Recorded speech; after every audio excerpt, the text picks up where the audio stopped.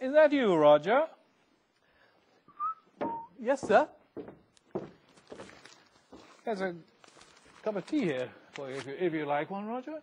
Oh, well, thank you, sir. That's very kind of you. I've just come in from a game of rugger, though, so I'm really a bit grubby. I think I ought to go and take a shower first, sir.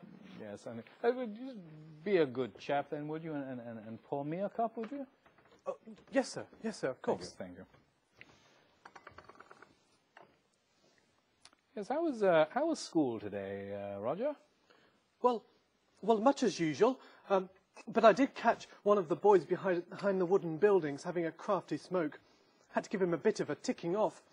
Such a filthy habit, you know, sir. It's a filthy habit, Roger. Yes, sir. Well, there you go. Now, if you'll excuse me. Yes, Roger. Sir. Yes, sit down, why don't you, Roger? Roger, your mother and I were having a bit of a chat the other day, and she thought it would be a very good idea if I were to have a bit of a chat with you. A bit of chat, sir? Yes, Roger, a bit of a chat. Just a bit of a chat. What about, sir? Well, you know, nothing to worry about. It's just to be perfectly frank. To be perfectly frank, Roger. How old are you? Well, to be perfectly frank, sir, I'm just coming up to 18. Just coming up to 18, eh? On the verge. Yes, on the verge of it. Well, there you go, because it was when I was just coming up to 18... On the verge? Yes, on the verge of it, that I first began to take a deep interest in the opposite number.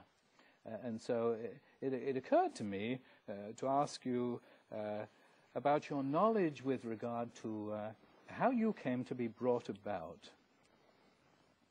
Well, sir, the boys at school do say such very filthy things about it, sir. Yeah, as I suspected, Roger. Hence the need for me to be perfectly frank and to inform you as to the method by which you, and indeed all other people on this planet, came to be brought about. So Roger, in order for you to be brought about, it was necessary for your mother and I to do something. In fact, it was necessary for your mother in particular to do something. It was necessary for your mother to sit in a chair, which I had recently vacated, and which was still warm from my body. And then, Roger, something rather beautiful and miraculous happened, and sure enough, 4 years later, you were born. Now, Roger, there's nothing unnatural about this. There's nothing unhealthy about it. It's a beautiful thing in the right hands, and I don't want you to think any the less of your mother for it. She had to do it. No, she did it, and well, here you are. Well, sir, it's very kind of you to tell me, sir. One thing, though, does somewhat alarm me. You see, only yesterday I was sitting in this very chair when I vacated it, and the cat sat on it while it was still warm. Should we have it destroyed, sir? It's a lovely chair, Roger. No, the cat, sir. Oh, no, Roger, you clearly misunderstand. In order for this thing, of which I speak, to happen, it is necessary for the two people involved to be married, and you're not married, Roger. Well, not yet anyway, sir. Yes, and not the cat in any case, Roger. So I do hope, Roger, that you will take this newfound knowledge about warmth and chairs, and that you will use it wisely. Sir, And you will no longer listen to the rumours put about by those school friends of yours, or indeed by your Uncle Bertie. Dirty Uncle Bertie, they call him at school, sir. Yes, yes, Roger, and dirty Uncle Bertie is right. He's a dirty, dirty man. He's been living with us now for 40 years, and it does seem a day too long. Why, if it had not been for your dear mother, I don't know how we would have managed. You know, she's really the only one who can cope with Uncle Bertie, the only one who knows how to deal with him.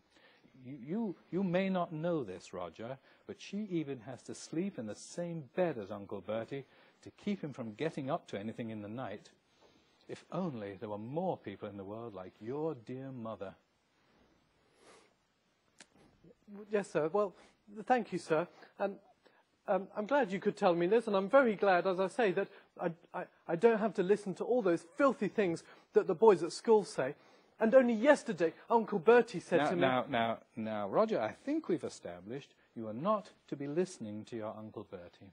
He's a sick, sick man, and we should all feel sorry for him. Yes, sir. I'll try, sir. Well, sir, thank you, sir. I wonder whether I ought to take a cup of tea up to Mother while it's still warm. I wouldn't do that right now, Roger. I believe your mother is upstairs now, coping with Uncle Bertie. Poor Uncle Bertie. Poor Uncle Bertie.